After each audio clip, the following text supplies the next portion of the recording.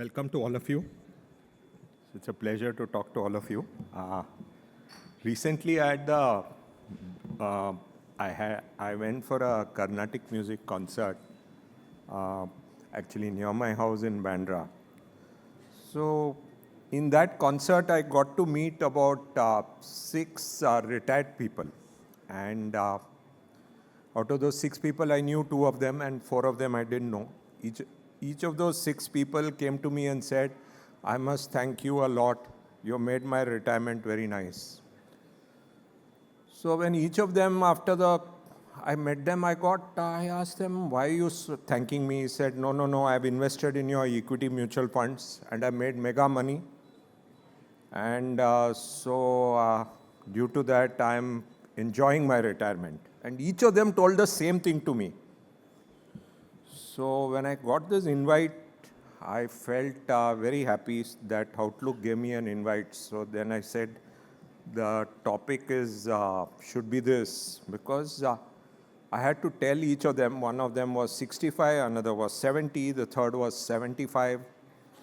And I realized that their happiness came out of the fact that they were well invested in equity, and the kind of returns that had come had made them really happy. And I was telling my wife, what if the market was down 30%? I would have needed my company to give me some security to come for the music concert. So this topic was really apt. I had a very, I have one advantage, having spent from 1989 to 2023 in markets. And I spent 10 years as a stockbroker, 4 years in investment banking, and the balance in mutual fund industry. So actually the answer to this whole question of how to invest in a bull market is actually too simple.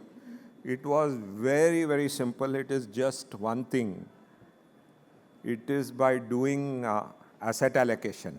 And it is such a simple answer to have a good retirement and have an enjoyable retirement, all that you needed to do. And if they had told me an answer differently, I would have actually been more comfortable, but they didn't give me that answer, that they were doing asset allocation. And that was my biggest worry. Because I've seen the 94 bull market as a stockbroker. I've seen the 99 bull market as a stockbroker. I've seen 2007 bull market as an infrastructure fund manager. And consequently, I said that it is very important that thanks to Outlook, they created such a beautiful conference. So I said, I have to talk about my learning. And what is asset allocation? Asset allocation is actually one of the most boring things, because what it means actually, in a way, is taking money from an asset class doing well and putting it in an asset class doing badly. And it is not an easy thing for people to do. And because people love to do the other thing. And that is where the challenge is.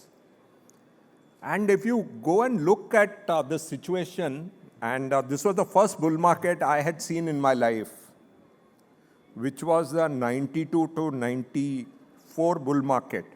And if you ask me, I did not know about asset allocation, because I started working in the year 1989. And if you see the returns, to me it looked like all you needed to do was invest in equity. And so if you look at it, you can see that 92, 93, 94 were all fantastic years for equity. And I did not believe in asset allocation. And you can see what happened in 95 and 96. Whereas you can see what was the returns that debt gave and gold gave in 95. So, but I did not practice asset allocation, and I got hurt very badly. But if you had practiced the bull market, in the bull market asset allocation, you would have had a very enjoyable 95 and 96. And actually, people don't know that, when people talk of investing, what people don't know is that 94 Nifty, I think, got touched in 2003-4. So for 10 years almost, that Nifty was range bound. That what happened to Nifty is that the returns did not come for almost 10 years. And if you go back to the year 1999, something similar happened, that in a big bull market, like 1999, if you had practiced asset allocation, it would have been very pleasant, because end of the day, in the next year, actually only debt gave returns. And it's so difficult to practice asset allocation, because in the year 1999, forget practicing asset allocation, it was so difficult for people to invest in anything other than IT. That people wanted to invest at that point of time only in technology, media, and telecom. It was called TMT at that point of time, that people didn't want to invest in anything else. And, in 2004, I joined the mutual fund industry. Actually, it was very small then. And in 2005, I was given the infrastructure fund to manage. And in 2007, what happened was that people were unwilling to invest in anything other than equity.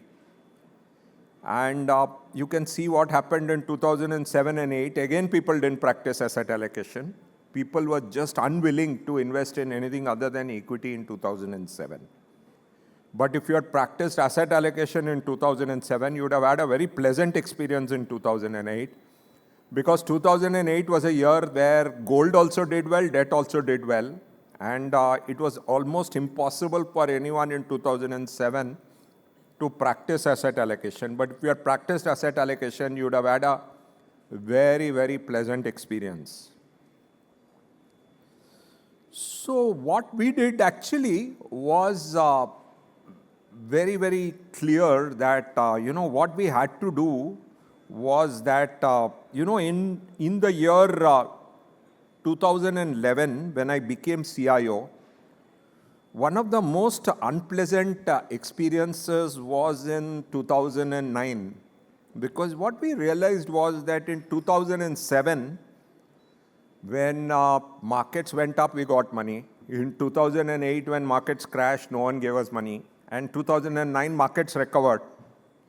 And the entire investing experience of 2007, 8, 9 was so unpleasant that for almost 5 years, from 2008 to 2013, actually, people just did not give any money to the mutual fund industry. So in 2011, when I and Nimesh sat and thought, what can we do better? What we realized was we had to create a category where automatically money is invested when the market falls and automatically money is taken out when the market goes up. And we actually worked to create a category called Balanced Advantage Fund, which today has become common to the entire mutual fund industry, although some of the people do not actually sell when the market goes up and buy when the market goes down. But nevertheless, we realize that this is the best way in which investors can have a good experience, because if you look at 2007, 8, 9, if you had such a strategy, in 2007, you would have sold equity. In 2008, you would have bought equity. And 2009, you would have had a pleasant experience. And for us, the best time that happened was March 2020.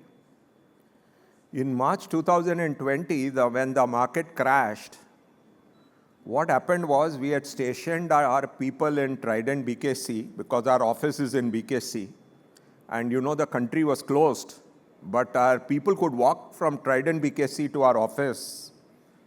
And in March 2020, without going to our customers, we could buy in our Balanced Advantage Fund and in our another product called Asset Allocator Fund of Fund, aggressively we could buy equity when the market crashed in March 2020. That exactly what we actually wanted investors to do in 2007, 8, 9 in asset allocation. We could get people to do in Balanced Advantage Fund in March 2020. And that meant that, bull markets or bear markets are actually not material as long as you do an asset allocation framework. So there was one flaw which we could see in this entire balanced advantage fund category, that it did not have gold. So what we did is, in the last 2 years, we popularized another category, again with an asset allocation mindset, called multi-asset, where we could invest in gold, we could invest in silver, we could invest in exchange-traded commodity derivatives. Because the balanced advantage category didn't have gold, and gold has one tendency to actually work in all big bear markets in a very, very positive way. As you know, if you take the experience of 2008, it actually worked very, very well, and it has the potential to actually deliver huge returns whenever the market crashes. So we actually popularized the multi-asset category, and luckily, again, the entire mutual fund industry has also launched multi-asset funds today. And today, multi-asset has also become a very, very interesting category, because these two are the categories which can protect investors much, much better in a bull market like what we are seeing at this point of time. Because unlike what people think, all markets will go up and at some point of time come down. Exactly 10, 11 years back, in 2011 to 13, we used to spend a lot of time educating people that real estate can also do badly. And at that point of time, people used to tell us real estate has to go up one way because India's population is going up. But it took 7 years for real estate to actually stabilize from 2013 to 20. And it is not necessary that equity market has to go up one way like what has happened from 2013 to 20, like what has happened at this point of time. And that is the challenge of markets. So, in March 2020, so people say, no, ICICI is very cautious. So in 2020 March, we did tell people aggressively that you have an opportunity to invest aggressively, because it is not that you have to do asset allocation only all the time, but there are times like March 2020 or April 2020 when you should invest aggressively, but that is a bear market and not a bull market like where we are in today, where 3-year return on anything today is so high at this point of time that asset allocation is the right way to invest at this point of time, and everyone would agree with that view. Although, as you know, no one would follow it, because today if you ask people to invest in debt, it is such a tough job, and I don't think there is any debt mutual fund today which gets any inflow from any retail investor. So all that we manage to try to do is get money in balanced advantage or multi-asset kind of categories at this point of time. So people ask us, why are you talking about asset allocation today? Simply because you look at this chart which shows where is the valuation. The valuation is clearly on a price to book basis at one of its highest in the recent past. And it is not cheap. The market is not cheap. In fact, if you look at the mid cap and small cap where we don't get good quality data, it is even higher. And one of the best metrics which has been used, in fact, by various people across the world, is the market cap to GDP metric. And on that metric, you will find that India is at one of its costliest metrics over a period of time. There are people who tell us there are a lot of companies which have got added, so you can't compare today's market cap to GDP with the olden days, because there are so many companies. Yes, that is true, but then 124, you reduce it by even 15%. We're still at one of the highest in the last 15 years. And that is what it means that today we are in a fairly costly market. Now, people ask me, are people following asset allocation? The answer is no. Because, one of the best indicators I use is by looking at the derivatives market. As I come to speak to you today, we have one of the highest open interest in what I call stock futures. That open interest is an indication of how much leverage is there in the stock market, and that is very, very high. It's about 310,000 crores. If you look at the open interest in call options in stock futures, that is again almost at a record high. The open interest in stock put options, that is also at a record high. And there is a margin trading facility which is available with stock brokers. That number is also at a record high. And all these numbers put together actually comes to something like 6,50,000 crores at this point of time as we speak today. And this is published data, so I'm not telling you anything which is classified or confidential to ICICI or anybody like that. And this excludes the Nifty option market and the Bank Nifty option market. And so this number shows that while everyone says that I practice asset allocation, the level of leverage in the equity market today is possibly at its highest ever in crores. Now people say Indian market is very large, so you have to look at it as a percentage of the market. Maybe on that basis may not be as high as 2007.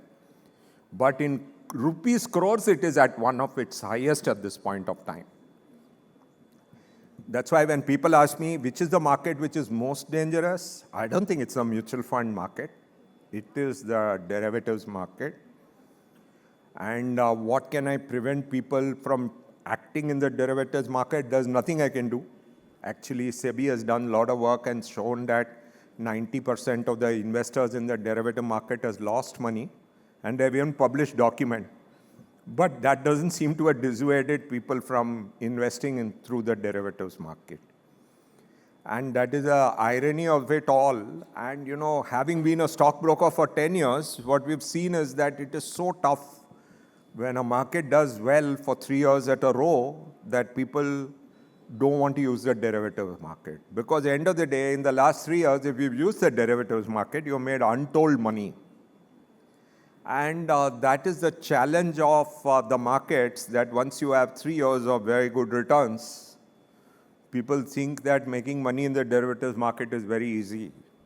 And that is the challenge that we are going through at this point of time.